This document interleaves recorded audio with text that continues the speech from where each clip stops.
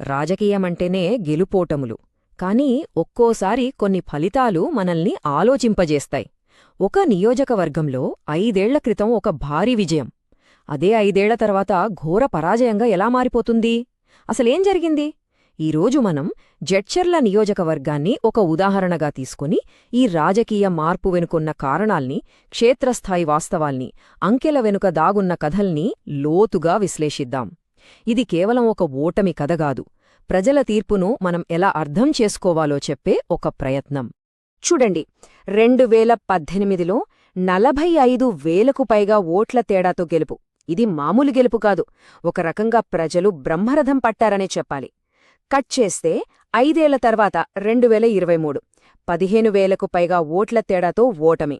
అంటే ఈ గెలుపు ఓటముల మధ్య తేడా ఏకంగా 60,000 ఓట్లు. ఇదొక రాజకీయ భూకంపం కాక మరేంటి? అయితే ఈ మార్పు ఒక్కరోజులో వచ్చింది కాదు. దీని వెనుక 5 ఏళ్లపాటు పేరుకుపోయిన అసంతృప్తి ఉంది. నాయకులు గమనించని ఎన్నో సంకేతాలున్నాయి, నెరవేరని హామీలున్నాయి. ఆ సంకేతాల్ని పట్టుకోవడమే మన ఈ విశ్లేషణ ఉద్దేశ్యం. ఈ కథ అంతా ఎక్కడ జరిగిందంటే తెలంగాణలోని మహబూబ్ నగర్ జిల్లాలో ఉన్న జడ్చర్లలో. చూడటానికి ఇదొక మామూలు నియోజకవర్గంలానే కనపడొచ్చు. కాని ప్రతి నియోజకవర్గానికి దానికంటూ ఒక ఆత్మ ఉంటుంది. అక్కడి నేల, నీరు, ప్రజల జీవన విధానం, వారి ఆశలు, ఆకాంక్షలు ఇవన్నీ అక్కడి రాజకీయాల్ని నడిపిస్తాయి. ఓటర్లిచ్చే తీర్పు వెనుక రహస్యాలన్నీ ఆ మట్టిలోనే, ఆ మనుషుల మనసుల్లోనే దాగివుంటాయి.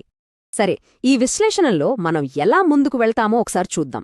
ముందుగా అసలు జడ్చర్లలో ఏం జరిగిందో విశ్లేషిద్దాం. తర్వాత అక్కడి ప్రజల గొంతుకను, వాళ్ల బాధలను విందాం. ఆ తర్వాత అంకెలేం చెప్తున్నాయో చూద్దాం. సిట్టింగ్ ఎమ్మెల్యే గమనించని లోపాలేంటో చర్చిద్దాం.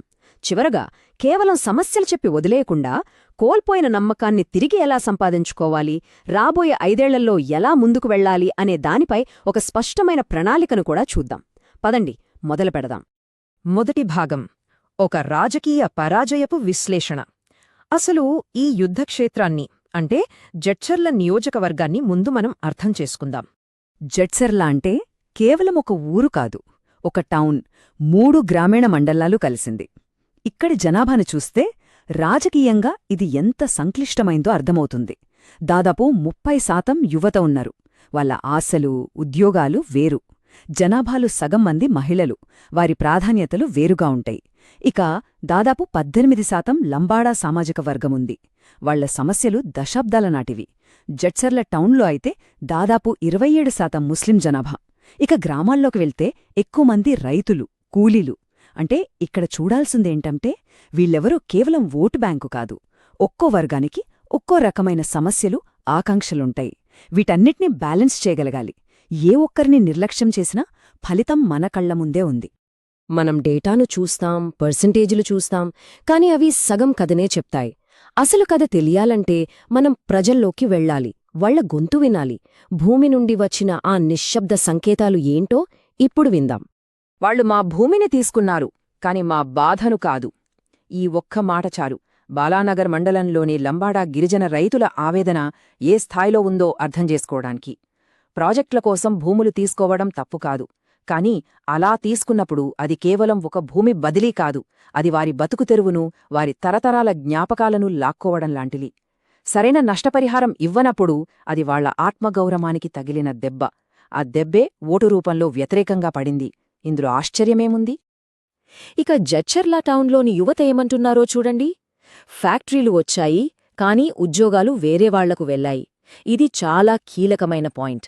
హిండ్వేర్ లాంటి పెద్ద కంపెనీలు రావడం ఖచ్చితంగా అభివృద్ధి సూచికే. కాని ఆ డెవలప్మెంట్లో స్థానికులకు చోటు లేకపోతే, వాళ్లకి ఉద్యోగాలు రాకపోతే, అప్పుడు ఆ ఫ్యాక్టరీలు వాళ్లకి కేవలం కాంక్రీట్ బిల్డింగుల్లానే కనిపిస్తాయి. అభివృద్ధి అంటే భవనాలు కట్టడం కాదు, బతుకులకు భరోసా ఇవ్వడం. ఈ చిన్న లాజిక్ మిస్ అయితే యువతలో పెరిగే నిరాశే ప్రభుత్వ వ్యతిరేకతగా మారుతుంది. ఇక పల్లెల్లోకి వెళ్తే నవాబ్పేట్ మండలంలోని ఓటర్లేమంటున్నారంటే, ఆయన పట్టణానికే ఎమ్మెల్యే, మా పల్లెలకు కాదు. ప్రజాప్రతినిధి అంటే అందరివాడు, కాని ఎమ్మెల్యే తమను, తమ గ్రామాలను పూర్తిగా వదిలేశారనే భావన పల్లెల్లో బలంగా నాటుకుపోయింది.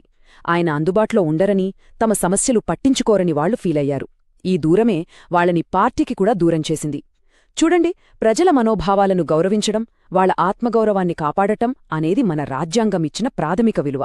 నాయకులు అంటే కేవలం ప్రజల గొంతు వినడం కాదు, వారి గుండె చప్పుడును కూడా అర్థం చేసుకోవాలి. అప్పుడే నిజమైన నాయకత్వం సాధ్యమవుతుంది. సరే, ఇప్పటిదాకా ప్రజల మాటలు విన్నాం. ఇప్పుడు అంకెలు ఏం కథ చెప్తున్నాయో చూద్దాం. ఎందుకంటే ప్రజల అసంతృప్తి, వారి ఆవేదన అన్నీ ఓట్ల రూపంలో కఠినమైన సంఖ్యలుగా మారిపోతాయి. డేటా ఎప్పుడూ అబద్ధం చెప్పదు. ఈ ఒక్క గ్రాఫ్ చాలు మొత్తం కథ అర్థం కావడానికే. 2018లో అధికార పార్టీకి 59% ఓట్లొచ్చాయి. అదే 2023కొచ్చేసరికి 42%కి పడిపోయింది. అంటే ఏకంగా 17% ఓట్లు కోల్పోయారు. మరోవైపు చూడండి, కాంగ్రెస్కి 2018లో 31% ఓట్లుంటే 2023లో 50%కి పెరిగింది. అంటే 19% ఓట్లు పెరిగాయి. ఇది మామూలు ఓట్ల మార్పిడి కాదు. ఒక రకంగా చెప్పాలంటే ఇదొక పొలిటికల్ సునామీ. ఇంత పెద్ద మార్పు వచ్చిందంటే దాని అర్థం నియోజకవర్గంలోని దాదాపు అన్ని సామాజిక వర్గాలు మార్పు కోరుకున్నాయని. ఇక్కడ ఇంకో ఆసక్తికరమైన విషయం ఉంది: ఓటింగ్ శాతం. 2018లో ఏకంగా 92.3% పోలింగ్ జరిగితే 2023లో అది 81.9%కి పడిపోయింది. దాదాపు 10% ఓటింగ్ తగ్గింది. దీని అర్థమేంటి? సాధారణంగా 2 కారణాలుంటాయి. ఒకటి, అధికార పార్టీ మీద నమ్మకమున్నవాళ్లు కూడా ఏదో ఒక నిరాశతో ఓటు వేయడానికి రాకపోవటం. 2, మార్పు గ్యారంటీ అని నమ్మిన ప్రతిపక్ష ఓటర్లు ఉత్సాహంగా వచ్చి ఓటు వేయడం. రాష్ట్ర సగటు ఓటింగ్తో పోల్చే డేటా మందగ్ర లేదు, కాని ఈ తగ్గుదల అధికార పార్టీకి నష్టం చేసిందనేది మాత్రం స్పష్టం. ఇక ఇది 2023 ఫైనల్ రిజల్ట్. కాంగ్రెస్ పార్టీకి 50%కి పైగా ఓట్లు, బీఆర్ఎస్కు 42%, బీజేపీ ఇతరులు కలిపి చాలా తక్కువ. అంటే ప్రజల తీర్పు చాలా స్పష్టంగా ఉంది. ఎలాంటి కన్ఫ్యూజన్కు తావు లేకుండా ఒక కొత్త రాజకీయ వాస్తవాన్ని ఈ అంకెలు మన ముందుంచాయి. సరే, ఓటమికి కారణాలేంటో ఇప్పుడు చూద్దాం. సిట్టింగ్ ఎమ్మెల్యే గమనించని లోపాలేంటి? ప్రచారంలో ఎక్కడ పొరపాట్లు జరిగాయి? ఓటమి ఎప్పుడూ ఒక్క కారణంతో రాదు, అది చాలా తప్పుల కలయిక. ముఖ్యంగా 4 బలహీనతలు స్పష్టంగా కనిపిస్తున్నాయి. 1, ప్రభుత్వ వ్యతిరేకత. దీన్నే యాంటీ ఇన్కంబెన్సీ అంటాం. అంటే ఎమ్మెల్యేపై ఉన్న భూకబ్జా, అవినీతి ఆరోపణలు. 2, గ్రామాలను పట్టించుకోలేదని నిర్లక్ష్యం.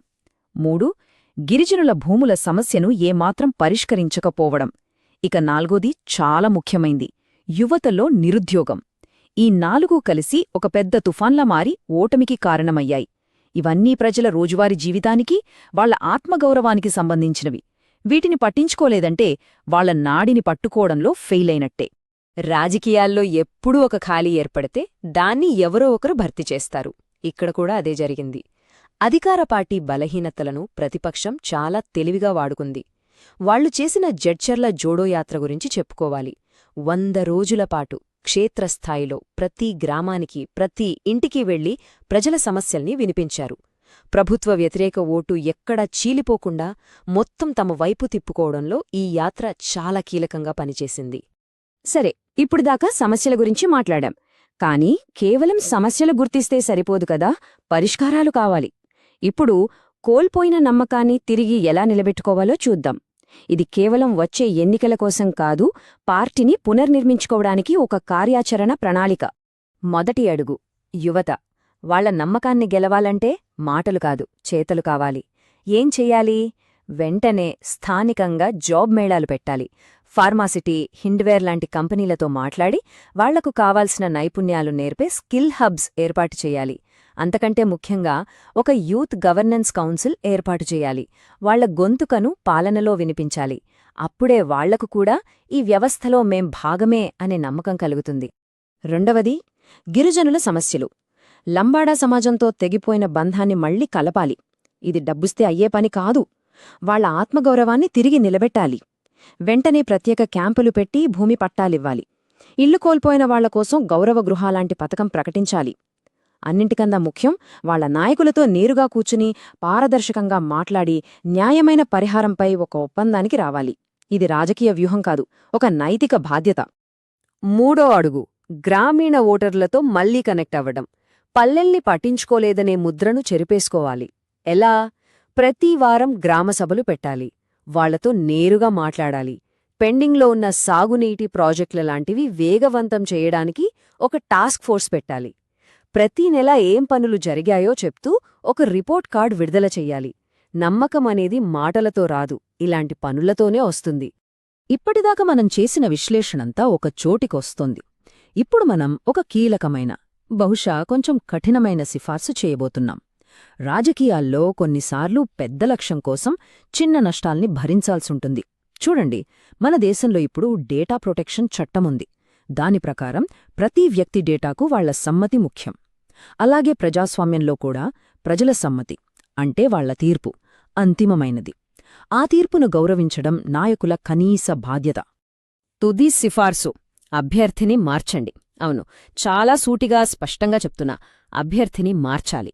ఇది వ్యక్తిగతంగా ఎవర్నీ విమర్శించడం కాదు, ఇది పూర్తిగా వ్యూహాత్మకమైన డేటా ఆధారంగా చేసిన విశ్లేషణ. దీని వెనుక ఉన్న కారణాలేంటో ఇప్పుడు చెప్తాను. కారణాలు చాలా క్లియర్గా ఉన్నాయి. సిట్టింగ్ అభ్యర్థి మీద ప్రజల్లో నమ్మకం పోయింది. ఆయన పేరుతో పాతుకుపోయిన వ్యతిరేకతను తొలగించడం చాలా కష్టం. ఆయన్నే మళ్లీ నిలబెడితే పార్టీ ఆ పాత భారనంతా మోయాల్సొస్తోంది. కిందిస్థాయి కార్యకర్తలు కూడా నీరసించిపోయారు. ఇలాంటి టైంలో ఒక కొత్త ముఖం పార్టీకి ఒక కొత్త ఉత్సాహాన్ని, ఒక కొత్త ఆరంభాన్ని ఇస్తోంది. 2028 నాటికి ఒక ఫ్రెష్ స్టార్ట్తో ప్రజల దగ్గరికి వెళ్లడానికి ఇదే సరైన మార్గం. చివరిగా ఒక్క ప్రశ్నతో ముగిద్దాం.